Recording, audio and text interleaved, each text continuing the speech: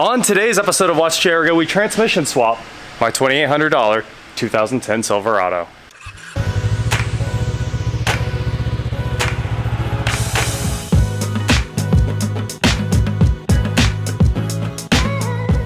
What is going on, guys? I'm Watch Chair Go, and today I'm here at German Motor Works in Wichita, Kansas, the Car Ninja shop, and we have my flip Silverado here, the one that we've put maybe a bit too much money into. And today we're going to try to get the transmission done. So the transmission is sitting right over here. It's ready to go in. This is a brand new transmission, or well, a reman that I just picked up from O'Reilly's, and hopefully it just goes right in. Usually GM transmissions are super easy, so I'm pumped to work on this. And I've got transmission cooler clean, O2 sensor wrenches, the quick disconnect kit, and my swivel gear wrenches there. Everything that I thought I would need to do this job. The only thing that is tricky on this sometimes is the quick disconnects on the transmission.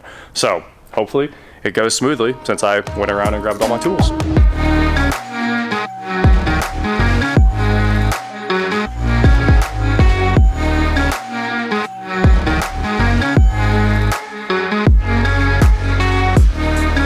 Hey, the spoiler is an easy fix. It's got these little tabs and they just need snap back in. Can't be upset about that. And then there's a screw that holds the very edge. Tie rod ends seem good. Wheel bearings seem good. This vent tube's been hanging down here forever, and that's super annoying. I think it's supposed to sit right over here. This thing is ridiculously clean underneath, and it looks like the only issue is a possible front main slow seep there. That would have been there for a while, so that's pretty good.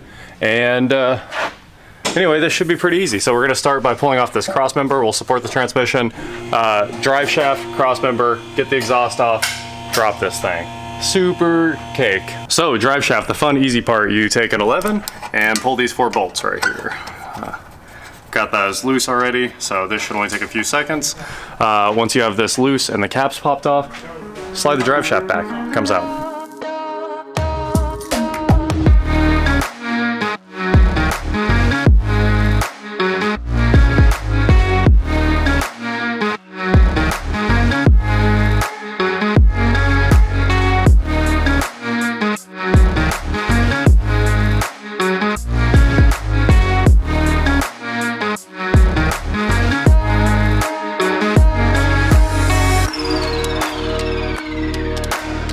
Okay, the end caps on this U-joint took quite the beating, but now it is out, and we should be able to remove this massive aluminum drive shaft. Oh yeah, we got the oil pan underneath the tail shaft there too, so let it drain down for just a second. It's just about there. No more fluid inside this thing. I think we're okay. Okay. Coming out.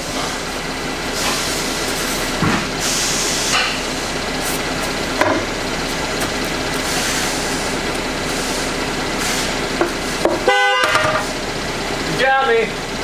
Got me too. And we are making good progress here. All the cross member nuts are off, so we are ready to drop the cross member. All the exhaust nuts and this clamp are off, so we are ready to drop the exhaust. As you can see, whoop, the exhaust dropped. That I didn't mean for it to drop that soon. I was gonna do it, but all right. Now the exhaust is completely free, and I do need to save the exhaust gasket that has to go back in right there. So make sure you keep track of that little guy. And all the O2 sensors are unhooked, and the shift cable is unhooked. As you can see right there, that's the shift cable, because I had to put it in neutral to pull the drive shaft. So we are basically there, other than the bell housing bolts and the torque converter and the starter. So now let's actually drop everything, and then I need to move my lift point probably back to the tail housing.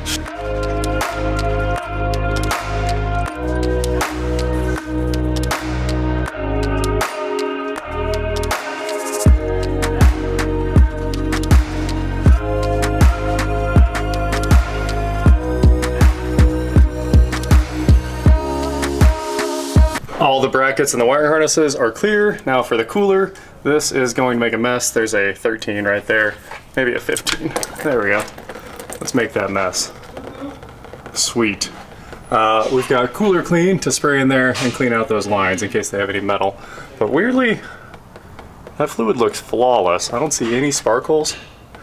Literally just converter failure. I know we showed this before on some car I was working on, but we're using cooler clean to flush the trans cooler. And you can see you're getting tons of nice clean fluid out of it. There is no transmission fluid left in the cooler. This is just a can of stuff I grabbed at O'Reilly's. The trans cooler is completely cleaned out now. I flushed it out with air after an entire can of flushing fluid. You can see I can reach the converter bolts now that the starter's out, so I gotta give it a couple spins. And everything else is off of that transmission other than the bell housing bolts.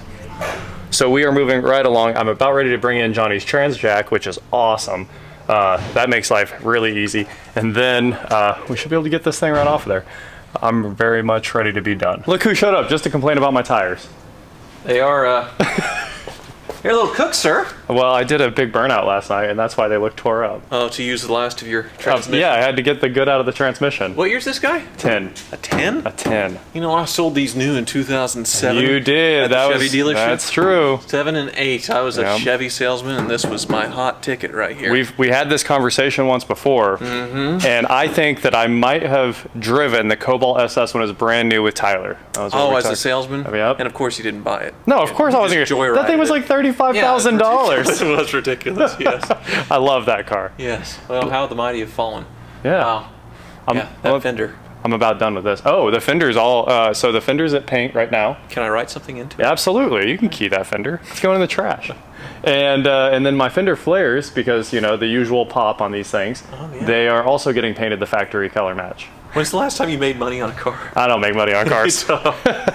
You've turned into me. Yes. You've turned into me. But it's fun, isn't it? It's so much fun. Yes. Yep. So now for the big fun part, I just pull this transmission out. Good luck. I'm not going to help. Goodbye. And now Johnny and I have done the magic where you shake the thing up and down incredibly hard, and then you get the dowels out. So as you can see, it's separated, and let's go ahead and lift a little bit of dipstick. The only thing that's tricky here is the cooler lines, so okay. I'm going to come down just... Go down. There you go. What's your fingers? Okay. Go down. Going. Hold on. Here's the dipstick. It should come right out. Yeah, it's coming out. Okay, coming down a little bit more. Yep. Nice. Okay. We can push back a little bit. Yep, just a little bit. I've almost got the whole dip. There it is. Okay, now it's kind of hung up. Boom. Everything cleared. It is off, other than that wiring harness that's sitting up there. Oh, I think everything's off, huh? Nice. I have a question. What's up? Why in the hell am I here? This is a Chevy. The dowels are a two-man. That's a real thing. Maybe this guy did put a converter in. Oh, he did. That converter's from 9/26 and 19. That is a brand new converter. And it's trash. Maybe the other guy didn't clear the fluid out of the cooler and just killed his brand new rebuild. Because this, I think it had 20,000 miles on the rebuild is what he told me. That's what's up, thank you. Now all I gotta do is manhandle this to the floor. Might need your help for that part. Oh yeah. It is time to open up our giant present here. Let's see. Pull all of these straps off here real quick. All we gotta do is unstrap it.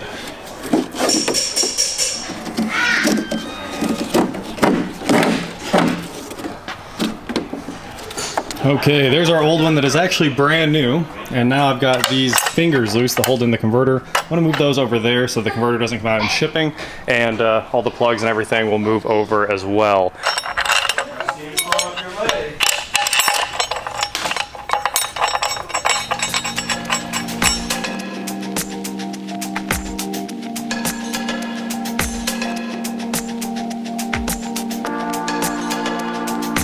And while we're in here, the dipstick's getting a new bushing as well because it came with it, and the seals for the trans cooler are getting replaced too because they came with it. So awesome.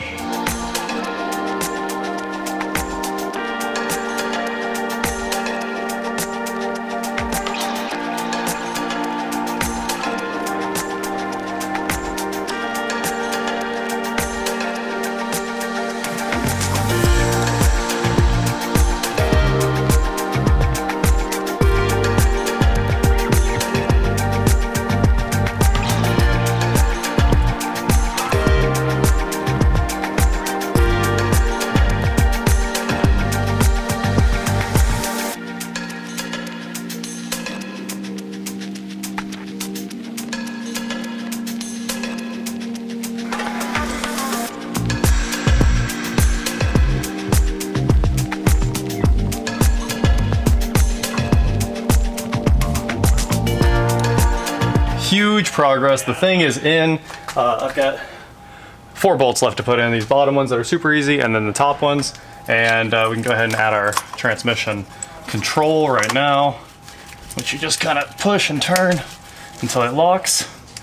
And that is locked on. We're ready to put back the heat shields, bring this hose back over the rear where it belongs, just kind of bolt everything on, and this transmission is done. So fluid fill, torque converter bolts, all the usual stuff. It's really not a big deal, it's just time consuming. The top bolt on this thing is the fun one. Make sure the transmission's all the way down, and you can kind of reach around it and get to the very, very top of the bell housing, and then make sure you have like dual swivels set up to tighten it down. Because it's a lot of fun to tighten down. So I've got it hand tight right now. And now we're gonna feed in our swivels. Come in from like all the way over here, all the way over here, about like that. And then you'll need a way to step up, hit your head, and you can go all the way to the top center. If you're doing this on a lift, it's pretty easy. If you're doing this on the ground, it's about the end of the world. There it goes. That's about as tight as you can get it by hand. Don't put your impact on it going in. I mean, you can, it's just ill-advised. Okay, the converter bolts are going back in, which means I have a 24 on the crank pulley to rotate that forward, and then I'm tightening that down with the 15 on the torque converter bolts right there. So we are just about done. 2 more bolts to tighten. Okay, here goes our first start. We got the truck on the ground, 5 quarts of fluid in the transmission. Let's see what happens. There's a very big exhaust leak. That was not there before. You like that exhaust leak?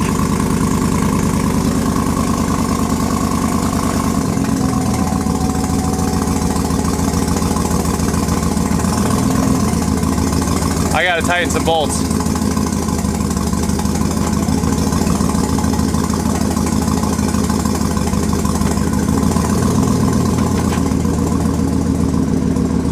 Exhaust fixed, now we hop back in here. Try number 2. Hopefully the exhaust leak's gone. Of course the manifolds still leak, but way better.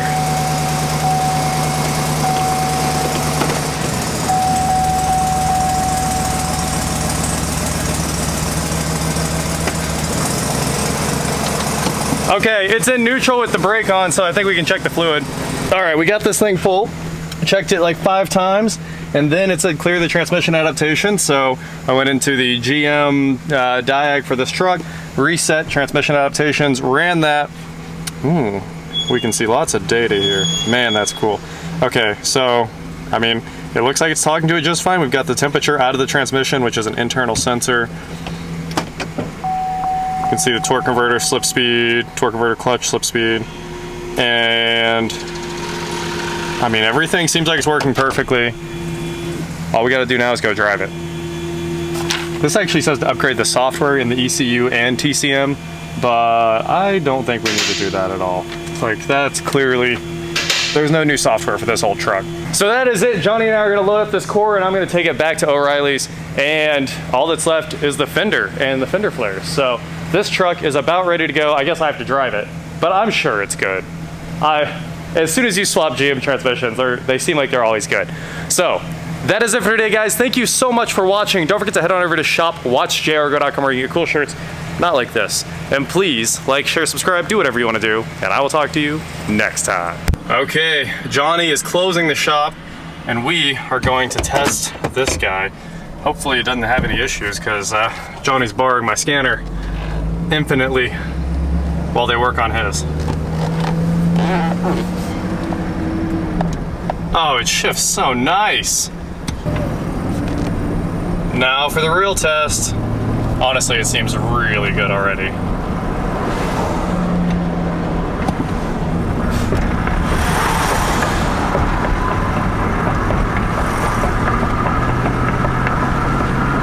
I think we nailed it. Quick little 5-hour job. I took my time this time, and it was perfect. Everything was like, every bolt was in before any of it was torqued, and it went really smoothly. I just took my time and had some fun. Hey, I brought you a present. Lovely. It's actually just trash. Oh. Yeah. I think it's still usable. Probably. It actually did work. I mean, you saw proof that it worked really well. Yes, I did see. Hey, Logan, you got this? Yeah. You have the heavy end. He does? He does.